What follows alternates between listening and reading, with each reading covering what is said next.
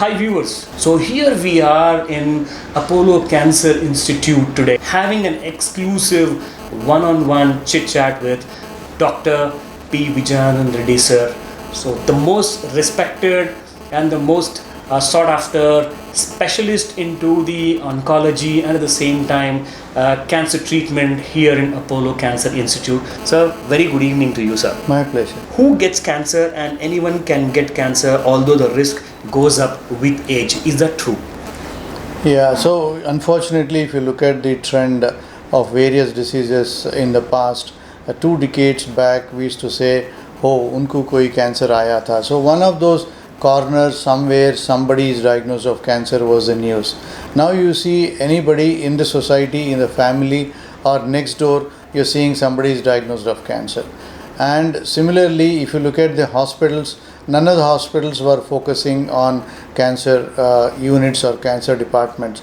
Now every hospital across the globe, in our country or across the globe, everyone has started developing cancer institutes, cancer hospitals, cancer wing in their multi-speciality wings. So in short, if you look at the cancer incidence is globally alarmingly increasing.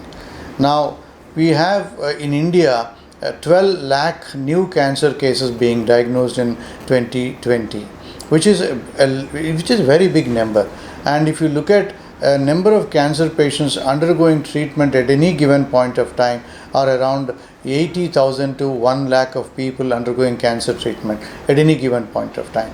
So that is the scenario presently. So cancer is growing, unfortunately, and it does not look at the caste, creed, financial status or age.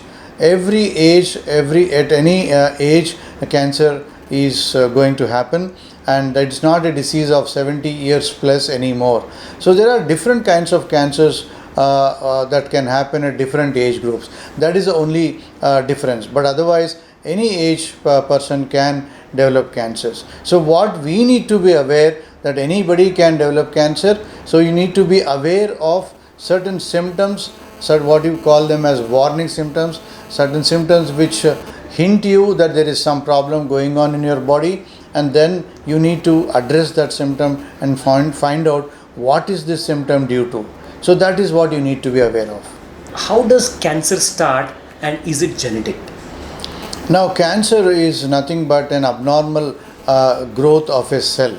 So there are millions of cells in your body, and each cell has got a control of cell division. For example, if you have an injury, let us say an injury or skin, there is a skin gets broken, and then at the corner of that broken skin, the cell gets a signal to proliferate, and then till the healing happens. Once the healing or the separated skin gets closure, the cell gets a signal not to divide further. So that is called cell division growth control. So one of those cells in any of the body loses the control of cell division, then it becomes an uncontrolled cell division. So that is called a cancer. So what really happens in your body, an external agent or underlying genetic mutations that can trigger any cell into a cancer cell. What we call that as a mutation. So in this cell, if the mutation happens, why does this mutation happen? It could be any reason. It could be an exogenous reason, for example, a chemical carcinogen, person working in a factory, or your dietary habits, or tobacco chewing or tobacco smoking, or underlying genetic issues. So that can cause some trigger in a normal cell. Then a mutation happens in the gene, and then the cell becomes mad. It starts proliferating from one cell to two cells to 100 to million, and that turns out to be a cancer. Is cancer contagious, or is there any vaccine for cancer? Cancer is never ever contagious. For example, tuberculosis is contagious. An infection or a syphilis is contagious, but cancer is never contagious. That's a myth. I would strongly tell my patients and attenders, never be away from a cancer patient. In fact, the patients, attenders can harm the patients, but patient himself will never harm an attender. So in other words, from a cancer patient, disease will not spread to a a normal individual. Similarly, but if a patient is in close contact with a normal individual, if a normal individual has got some infection, that infection can transmit to a cancer patient. So that you need to understand. Cancer is never contagious. By touching a cancer, you will never have disease from the patient to yours. So the patient, when undergoing treatment, there is a common myth, then he will be separate, how he or she is asked to sit in a separate room, his utensils and clothes are separated. That is absolutely not required. They can mingle with children, they can eat with the rest of the family, they can be with the rest of the family.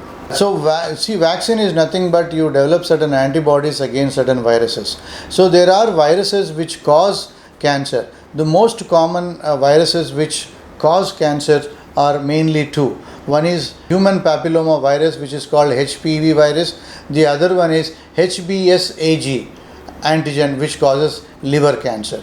So human papilloma virus causes cervical cancer and HBsAg virus causes liver cancer. For both the viruses we have vaccination, which is very much available, and I would always suggest everyone to go ahead and go get vaccinated for HBsAg vaccine for both males and females, whereas for HPV vaccine should be given for young girls before they get married. So the 3 doses of this vaccine would prevent these girls from developing cervical cancer by 95 to 99%. Similarly, HBsAg vaccine would prevent anyone from developing HBsAg related liver cancer. Can cancer be cured at all the cancers? See, that's again another myth, that once you are diagnosed of cancer, people think that that's the end of life. It is so unfortunate. It is never end of life. And most of the irony is, people, when they have symptoms, warning symptoms and signals that trigger them, tell them there is something going wrong, they get scared of even going for investigations, thinking that probably they might be diagnosed of cancer, and they unnecessarily delay the investigations, they delay the diagnosis, and early stage cancer will become late stage. So never ever get scared of this cancer diagnosis. It is better to get diagnosed at the earliest and get the treatment, stipulated treatment, whatever the oncologist would suggest, and get rid of it. There are millions and millions of people who have been treated and cured of cancer, and these patients are leading absolutely a normal life. See, I have treated children 20-30 years back and who got married, and they themselves also have children, parenthood, everything as normal as any other individual in the society. In fact, we have written a book called I Am a Survivor, where the cancer patients who have been treated and cured shared their stories and mentioned that they are leading an absolutely normal life. So cancer is certainly curable. Only thing that we should understand, that if you go into late stages, once the disease has spread to other parts of the body, then it becomes difficult to get cured. Otherwise, most of these cancers, in fact, 2/3 to 65% to 70% of the cancers what we see day to day are all cured. What are the stages of cancer and what do they mean, doctor? So stage is nothing but when you know the tumor arising, for example, a small tumor arising in the tongue, which is not spread to other parts of the body, we call it as stage 2. If the tumor increases by more than 2 centimeters, then we call it as stage 2. Stage 1 going to stage 2. From there, if you develop a lymph node, from the tongue lesion it goes to the lymph node, we call it as stage 3. But from there, if it spreads to lungs, bones, or elsewhere in the body, we call it as stage 4. So most of the cancers can be diagnosed in stage 1 and stage 2, and these patients can get more than 90% cure rates.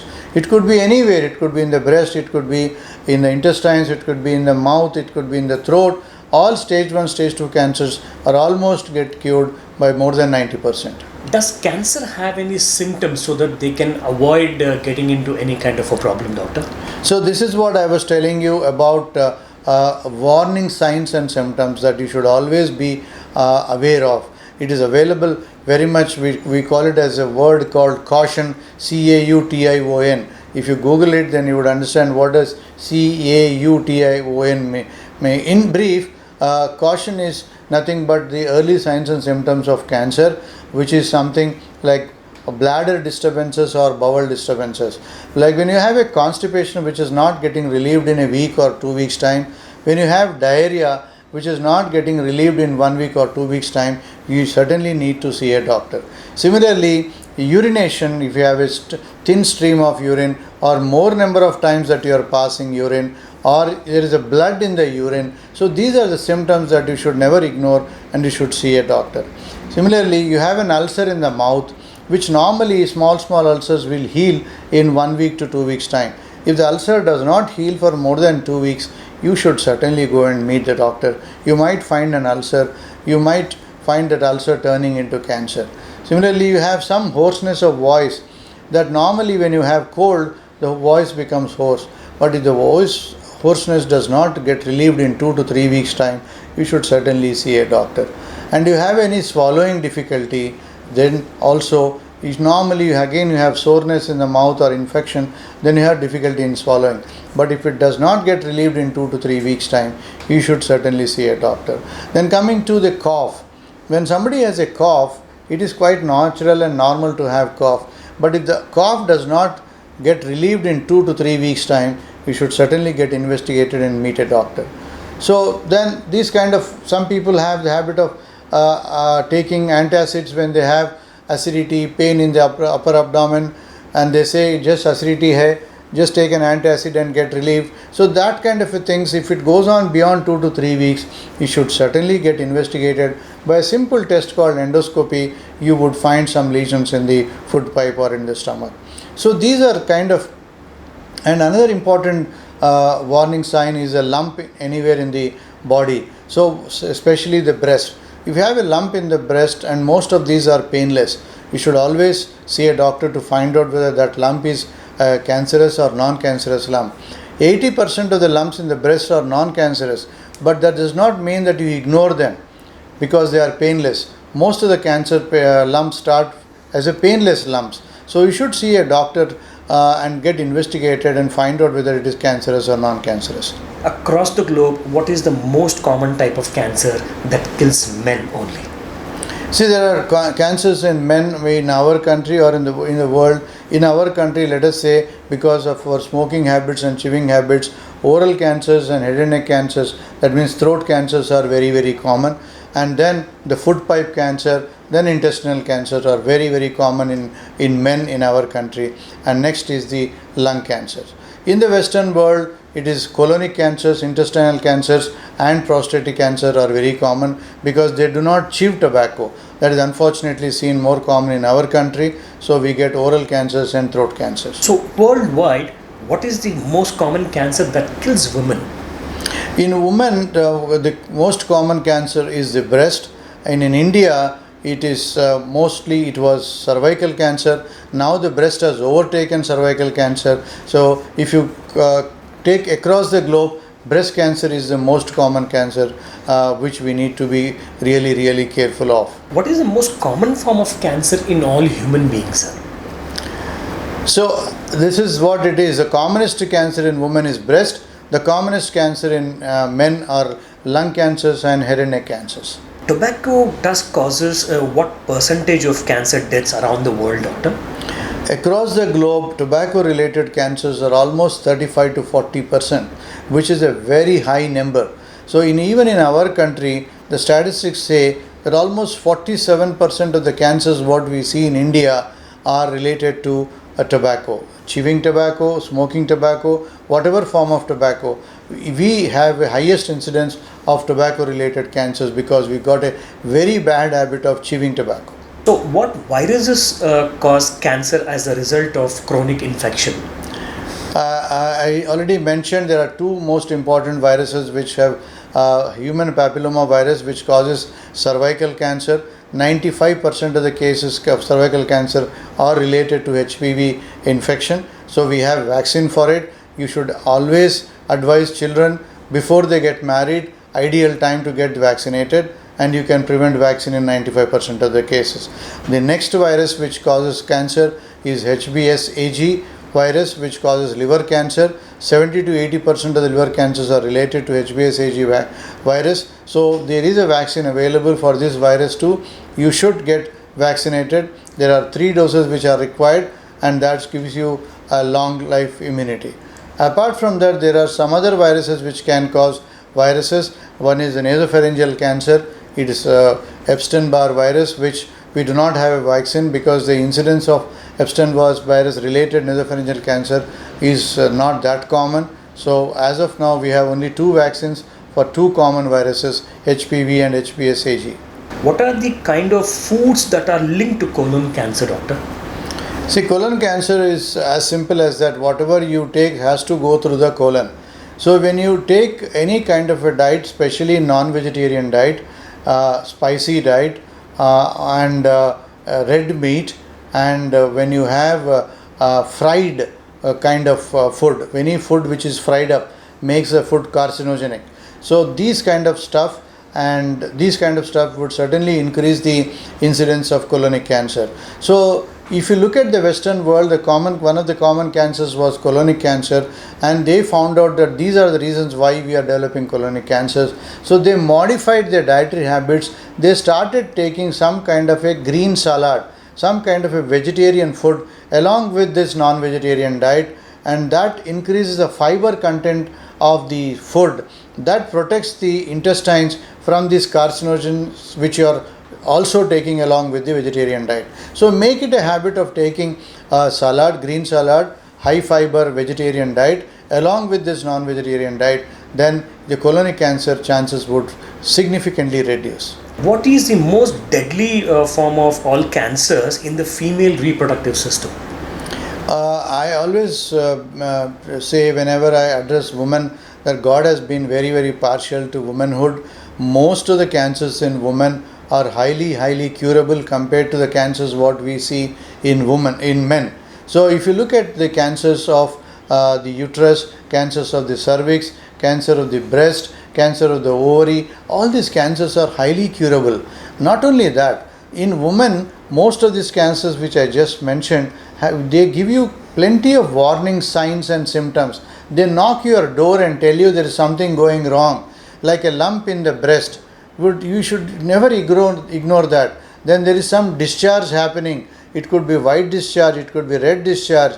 When you meet your husband, there is some bleeding happening. All these are warning symptoms of cervical cancer and uterine cancer. So when you go to a doctor and identify, then you can easily diagnose these tumors at an early stage, and these are all highly curable.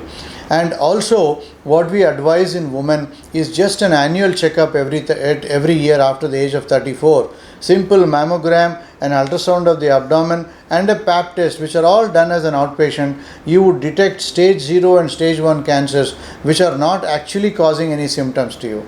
So I don't think there is something which is really deadly in women cancers, and most of them are giving you early warning signs and symptoms. They are detectable early, they are highly curable. What is the name of for cancers of the blood? So we call it as blood cancers, and there are plenty of different types of blood cancers.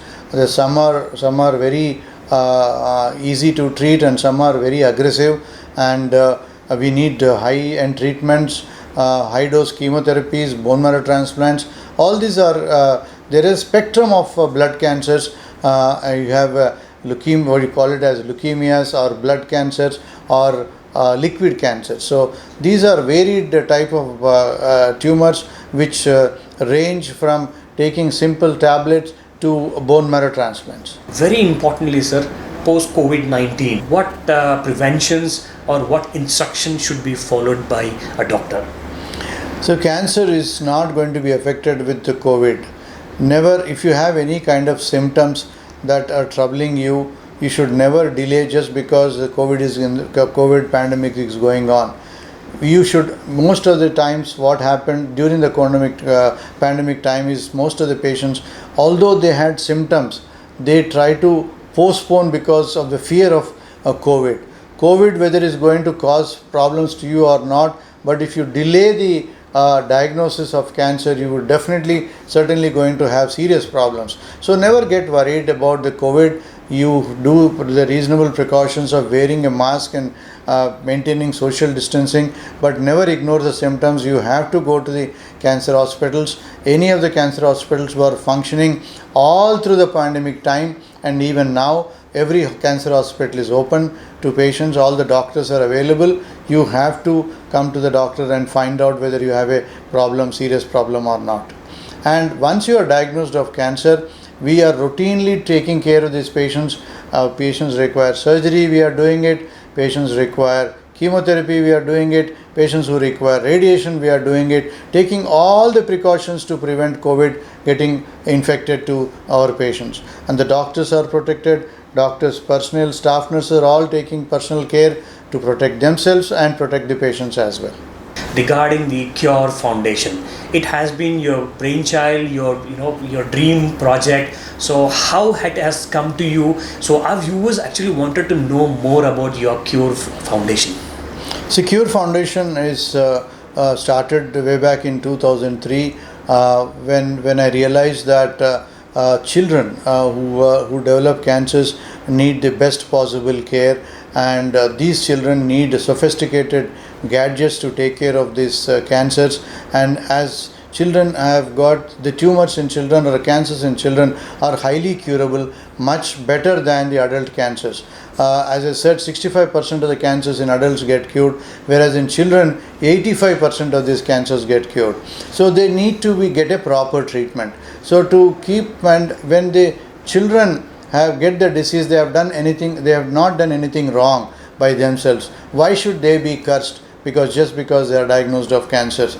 Those people need a definitive treatment, the best treatment in the world, because they are going to get rid of the disease, and with a proper scientific approach. So to keeping that in mind, whenever a child gets diagnosed, when the parents are financially not able to take care of these children because of financial issues, we take care of them under the foundation, Cure Foundation, and we take care of these patients completely free of cost or a subsidized treatment, and we get them cured. So that is very, very gratifying. That is the main component of Cure Foundation. And the second other important thing that the Cure Foundation does is to create awareness in the society.